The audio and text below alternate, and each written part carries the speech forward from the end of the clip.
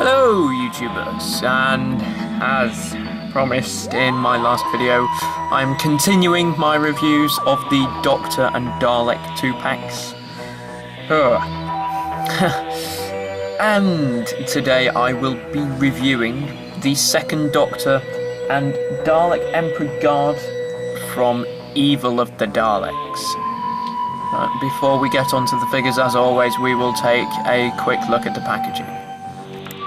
So the packaging is laid out the same as all of the others. We have various information on the front, including which Doctor's era this set is from, which story it's from, information on the Dalek that is included, and a background. And this time it is a shot from Evil of the Daleks, which includes the Emperor Dalek.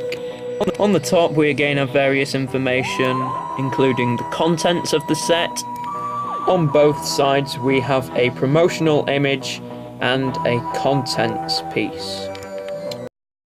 On the back we have yet another promotional image, the timeline piece, a bio on the Doctor which is included in this set, and the same bio on the Daleks. So it's the same design as all of the others. And now we will move on to the figures, starting off with the second Doctor. So the second Doctor is pretty much just a re-release of the second Doctor, which we saw in the 11 Doctors set. As far as I can tell, there aren't any paint application changes to the face sculpt. There may be a few minor changes. However, as we go down, you'll start to notice a couple of other changes. First of all, the jacket seems to be open a little wider. Now this may just be on my second Doctor figure, but it does seem to be open a little wider.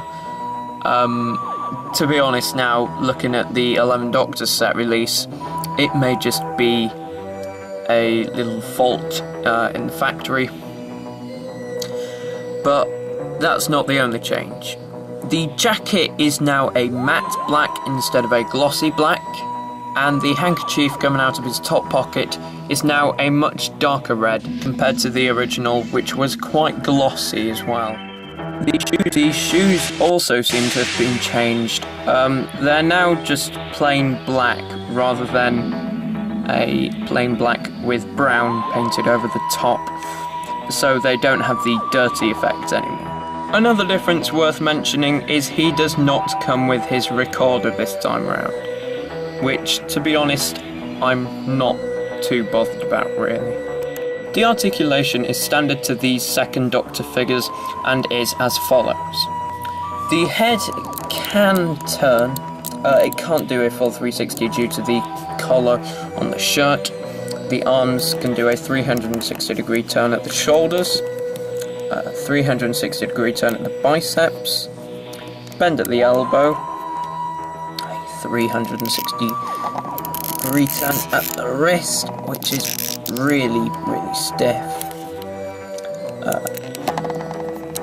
The waist can do a 360 degree turn, but it's very stiff. The legs can go forwards, out to the sides, but not too much due to the coat hindering them. The thighs can do a 360 degree turn and bend at the knee. So it's your standard second Doctor articulation. Overall, it's a good figure, but it's just a shame that it's a plain re-release of the version which we got in the 11 Doctors set, which is actually from the 3 Doctors, but nevertheless still good.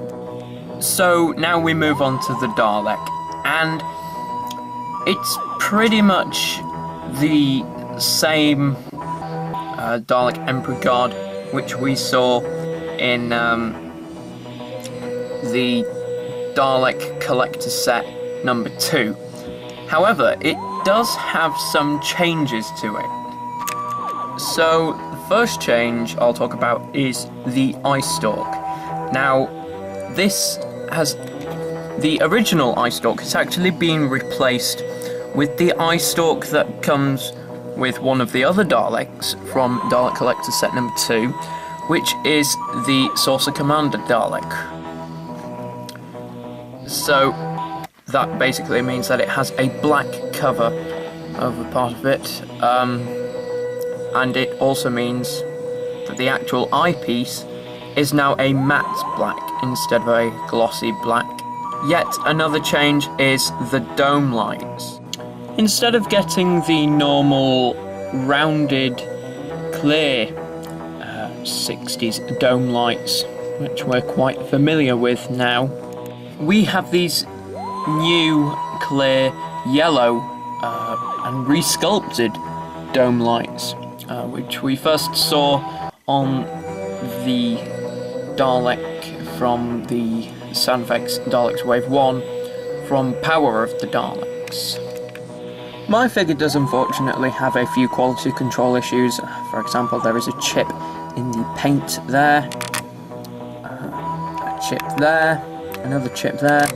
The paint is slightly smeared there, oops.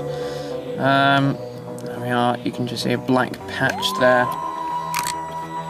But the rest of the figure seems to be quite good, and it doesn't really seem to have any issues. The articulation is standard Dalek articulation, which I'm sure you are all familiar with now, but just in case you aren't.